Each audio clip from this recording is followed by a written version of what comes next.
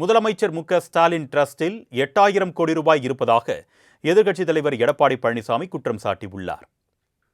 திருவள்ளூர் மாவட்டம் மாதவரம் தொகுதிக்குட்பட்ட பாடியநல்லூரில் பரப்புரை மேற்கொண்ட எடப்பாடி பழனிசாமி அதிமுக ஆட்சியில் கொண்டுவரப்பட்ட திட்டங்களை பட்டியலிட்டார். ஆனால் திமுக ஆட்சியில் 5 ஆண்டுகளாக எதுவுமே செய்யவில்லை என்றும் குற்றம் சாட்டினார். கடந்த தேர்தலில் கொடுத்த எந்த வாக்குறுதிகளையும் நிறைவேற்றாத துரோகிதான் ஸ்டாலின் என்றும் எடப்பாடி பழனிசாமி சரமாரியாக விளாசினார். ஸ்டாலின் பேசுறாரு, துரோகத்தை பத்தி பேசுறார். இன்னைக்கு துரோகத்தினுடைய மொத்த அடையாளமே திரு ஸ்டாலின். உண்மைதானே? இன்னைக்கு மக்கள் விரோத ஆட்சி நடத்துகின்றவர் ஸ்டாலின். அவர்தான் துரோகி. இன்னைக்கு உண்ணாவிரதம் நாடகம் நடத்தி ஈழத் தமிழர்களுக்கு துரோகம் விளைவித்த துரோகிகள். ஆட்சி அதிகாரம் போவது உறுதி என்பதால் ஸ்டாலினுக்கு பயம் வந்துவிட்டதாகவும் எடப்பாடி பழனிசாமி கூறினார். சொந்த காலில் நிற்கும் கட்சி அதிமுக என்றும் பல கட்சிகளின் முதுகில் சவாரி செய்யும் கட்சி திமுக என்றும் சாடிய எடப்பாடி பழனிசாமி திமுக ஆட்சியில் 5 லட்சம் கோடி கடன் என்றும் அப்படிப்பட்டவர் மீண்டும் ஆட்சிக்கு வர வேண்டுமா என்றும் மக்களிடம் வினவினார்.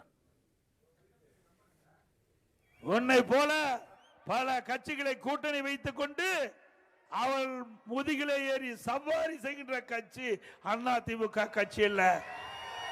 உழைப்பை நம்பி இருக்கின்ற கட்சி, மக்களுக்கு நன்மையை செய்து மக்களிடத்திலிருந்து வாக்குகள் பெறுகின்ற கட்சி அதிமுக கட்சி.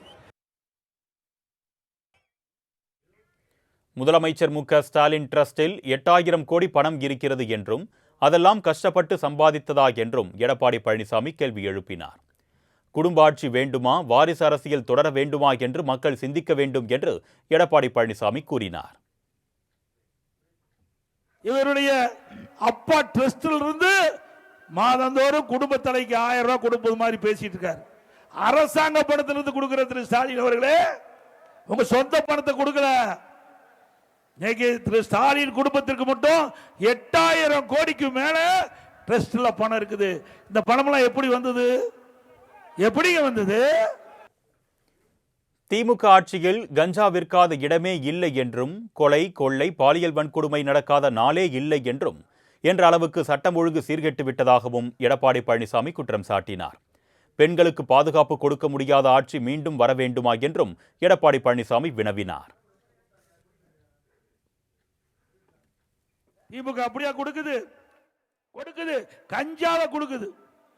எங்க பார்த்தாலும் கஞ்சா விற்காத இடமே இல்ல. தமிழகம் போதைப் பொருள் நிறைந்த மாநிலமாக திகழ்ந்து கொண்டிருக்கிறது. திமுக அப்படியா கொடுக்குது? கஞ்சாவை கொடுக்குது. எங்க பார்த்தாலும் கஞ்சா விற்காத இடமே இல்ல. தொடர்ந்து பொன்னேரியில் பேசிய எடப்பாடி பழனிசாமி திமுக சுயநலம் சார்ந்த கூட்டணி அமைத்திருப்பதாக சாடினார். மேலும் காங்கிரஸ், விசிக ஆட்சியில் பங்கு கேட்பதாகவும் துணை முதலமைச்சர் பதவி கேட்பவர் பிரேமலதா என்றும் இபிஎஸ் விமர்சித்தார். ஆனால் தேசிய ஜனநாயக கூட்டணி அப்படியல்ல, உறுதியான கூட்டணி என்றார். முன்கூட்டியே காங்கிரஸ் கட்சி திமுகவுடைய நிலைமை தெரிஞ்சு ஆட்சியில பங்கு வேணும்னு இப்பவே குரல் கொடுத்துட்டாங்க. பிறகு விடுதலை சிறுத்தை அப்படியே பட்டும் படாதையும் அவர்களும் ஆட்சியில பங்கு இருந்தா பரவாயில்ல அப்படின்னு கேட்கிற அளவுக்கு வந்துட்டாங்க. இப்ப ஒரு புதுசா ஒரு கட்சி போய் சேர்ந்து இருக்குது. அந்த அம்மா ஒரு மாசத்துக்கு முந்திய அவருடைய மாநாடு நடத்தினாங்க. அதுல துணை முதலமைச்சர் வேணும் கேக்குது.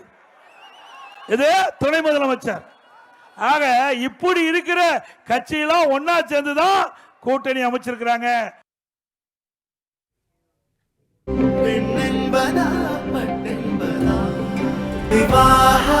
மணப்பெண்ணின் பிரத்யேகமான திருமணம் விவாஹா தி சென்னை சில்க்ஸ்.